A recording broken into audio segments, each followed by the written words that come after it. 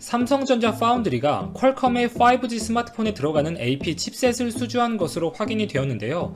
좋아요, 구독 한 번씩만 부탁드리면서 자세히 들어가 보겠습니다.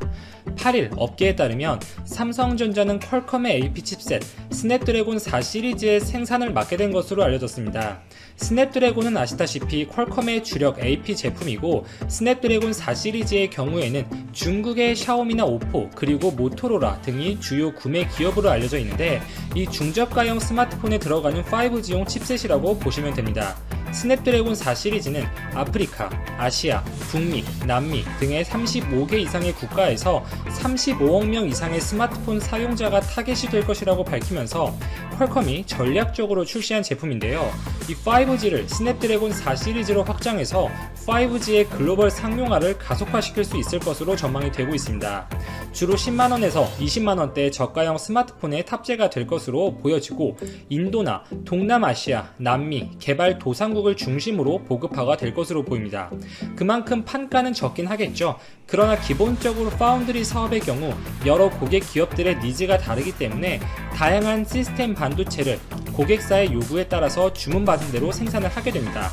이 다양한 제품을 소량씩 생산하는 것보다 같은 제품을 대량으로 생산하게 되면 단가는 적더라도 생산 라인의 효율성을 더 높일 수가 있고, 여러가지 측면에서 비용 절감이 가능합니다. 단가가 낮은 제품이더라도 주문량이나 공정 비용 절감 여하에 따라서 충분한 수익성이 보장될 수 있다는 것이죠. 퀄컴은 내년 1분기 상용화를 목표로 해당 제품을 준비 중에 있다고 밝혔고요. 퀄컴은 최근 AP 제품의 라인업을 굉장히 다양하게 가져가고 있습니다. 작년에는 스냅드래곤 8 시리즈, 퀄컴의 플래그십 제품이죠. 이 8 시리즈로만 5G 제품을 출시했다가 올해 들어서는 사양을 조금 낮춘 7 시리즈, 6 시리즈의 5G 제품을 연이어서 공개했습니다. 삼성전자는 주로 7 시리즈의 생산을 맡아온 것으로 알려져 있고, 올해 상반기에는 퀄컴이 야심차게 준비하는 5G 모뎀 칩 X60의 일부 계약을 따내기도 했었죠. 해당 제품은 5나노 최신 공정을 활용해서 만들어진 제품으로 당초 TSMC에게 전량 물량이 넘어갈 것으로 예측이 되었지만 삼성전자가 공동으로 수주에 성공한 바 있었습니다. 지금 대만의 디지타임스를 위시로 한 중화권 언론에서 퀄컴의 X60 시리즈의 수주를 놓고 삼성전자의 5나노 공정 수율 문제에 대해서 지속적으로 의문을 제기하고 비관적인 보도를 내놓고 있지만, 아직 퀄컴 측에서는 별다른 언급이 나오고 있지 않습니다. 그리고 이렇게 추가적인 4 시리즈의 생산을 삼성전자에게 맡긴 것인데요. 이 저가형 제품에 들어가는 제품인 만큼 고난도의 공정이 요구가 되지는 않지만, 그동안에 출시된 제품과는 다르게 훨씬 더 많은 인구를 타겟으로 만들어지는 제품이고, TSMC에게 현 시점에서 고전을 하고 있는 삼성전자에게 있어서는 분명 점유율적인 측면이나 추후 퀄컴과의 협력 유지 측면에서도 긍정적으로 평가할 수 있을 소식임에는 분명하겠습니다. 이 삼성전자 파운드리는 분명 현 시점에서 TSMC에게 밀리는 것이 사실입니다만, 지난달부터 잇따른 대형 계약이 성사가 되고 있죠. 언론에서는 TSMC와의 경쟁이 사실상 끝난 것처럼 많이들 보도를 해왔었습니다. 물론 저희 방송을 즐겨보신 분들이라면 아시겠지만 TSMC 파운드리의 리드타임이 지속적으로 늘어나고 있고, 현재 많은 고객 기업들의 주문량을 TSMC의 캐파가 따라가지 못하고 있는 상황이기 때문에 하반기에는 삼성전자 측으로 꽤나 많은 물량이 넘어갈 수 있다는 취지로 몇 번 말씀을 드려왔습니다. 지난달에는 IBM이 차세대 서버용 CPU 생산을 삼성전자에게 맡기기도 했었고, 이번 달 초에는 엔비디아의 GPU 수주 소식이 전해지기도 했었죠. IBM의 이 CPU의 경우에는 7나노 공정을 활용하고, 엔비디아의 GPU인 지포스 RTX 30은 8나노 공정을 활용할 것으로 보입니다. TSMC의 7나노, 삼성전자의 8나노 공정을 두고 많은 고민을 한 것으로 보이는데, 최종적으로 삼성의 8나노의 전량 물량을 맡기는 것으로 결정을 내렸습니다. 자, 퀄컴과의 스냅드래곤 4 시리즈 계약을 따낸 것은 분명 높은 기술력이 요구되는 프리미엄급 제품에 수주한 것은 아니죠. 엔비디아가 이번에 출시하는 RTX 30은 젠슨 황 엔비디아의 CEO가 가장 위대한 세대적 도약을 이뤘다고 평가할 만큼 높은 가치를 두고 있는 제품입니다. 이전에 엔비디아가 출시했던 RTX 20 시리즈는 TSMC의 12나노 공정을 통해 제조가 되었었고, 데이터 센터용 그래픽 칩 GA100의 경우에도 TSMC의 7나노 공정이 적용이 되었습니다. 그러나 엔비디아가 이번에 출시한 RTX30 시리즈에서는 삼성전자 파운드리를 택한 것입니다. 엔비디아를 바짝 추격하고 있는 경쟁사인 AMD 측에서는 이미 직전부터 TSMC의 7나노 공정을 통해서 제품을 만들어 오고 있었습니다. 그렇기에 엔비디아가 이번 세대에서는 7나노 공정을 도입할 것으로 많은 전문가나 매체들이 예측을 했었는데 결국 삼성전자의 8나노 공정을 택한 것이죠. 이 8나노 공정에는 EUV 노광 장비가 사용되지 않습니다. 삼성전자의 7나노 공정부터는 EUV 장비가 사용이 되고 따라서 삼성의 7나노를 택하면 단가도 올라갈 수밖에 없겠죠. TSMC의 경우에는 7나노 공정 시에 여전히 멀티 패터닝 방식을 고수하고 있고 EUV 장비를 쓰지 않습니다. 결국 EUV를 사용하지 않는 TSMC의 7나노가 똑같이 EUV를 사용하지 않는 삼성전자의 8나노 공정에 비해서 크게 메리트가 없을 것이라고 엔비디아가 판단한 것이라고 볼 수가 있죠. 가격적인 측면이나 리드 타임 등을 고려하더라도 삼성전자의 조건이 훨씬 매력적이었을 가능성이 높겠습니다. 실제로 엔비디아와의 계약은 삼성전자 파운드리 측에서는 정말 큰 호재로 평가를 받고 있는데요. 이 단독 수주라는 점에서 그 의미가 크고 엔비디아는 향후 2년에서 3년 삼성전자 파운드리의 양산 비중을 지속적으로 확대할 것으로 알려져 있습니다.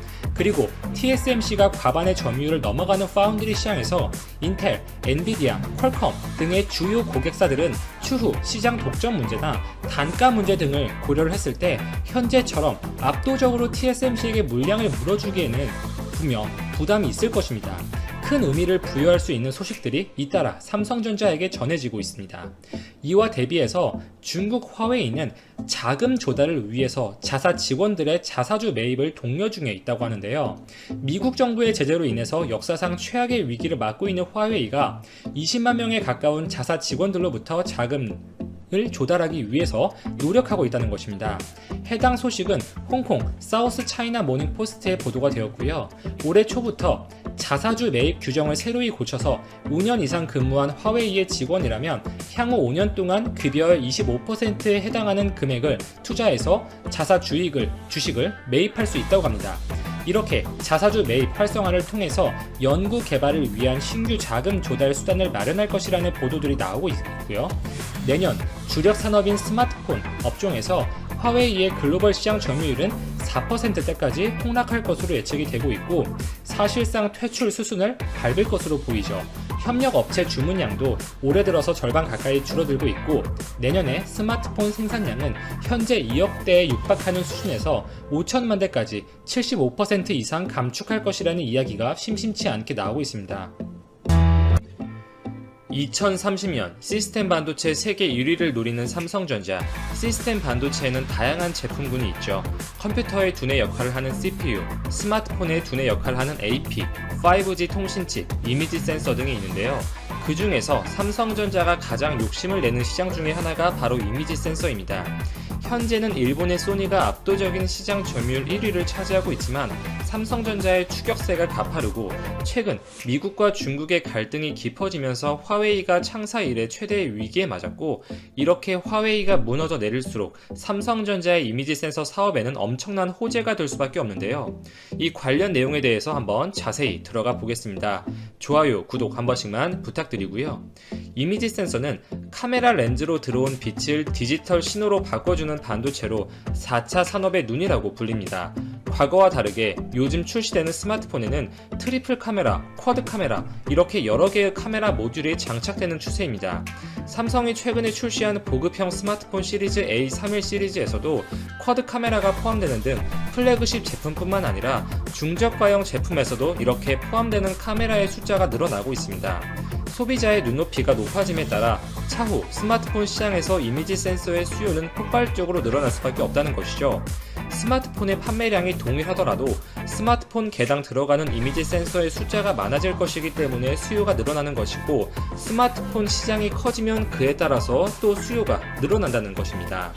그리고 자율주행 차량용 카메라나 첨단화되어 가고 있는 의료기기, 스마트 공장 등에서도 이미지 센서의 니즈는 증가할 수밖에 없기에 이미지 센서 시장은 시스템 반도체의 세계 1위를 원하는 삼성전자 입장에서 결코 양보할 수 없는 시장이라는 것이죠. 현재 세계는 미국과 중국의 4차 산업을 둘러싼 패권 경쟁이 정말 치열합니다. 중국이 화웨이를 필두로 인공지능, 5G 등으로 대표되는 4차 산업에서 두각을 나타내고 있고 미국이 이를 저지하려는 모양새죠. 화웨이에 대한 고강도의 규제 정책을 잇따라 내놓으면서 사실상 화웨이로 향하는 모든 반도체의 공급선을 막아버렸습니다. AP 칩셋 뿐만 아니라 D램, 낸드 플래시 등의 메모리 반도체마저 공급받기 어려워진 형편이 되어버렸고 중국의 파운드리 기업 SMIC마저 미국이 블랙리스트에 올릴지 검토한다는 소식이 언론에 전해지면서 중국 반도체를 사실상 붕괴시킬 각오로 규제 수위를 끌어올리고 있습니다.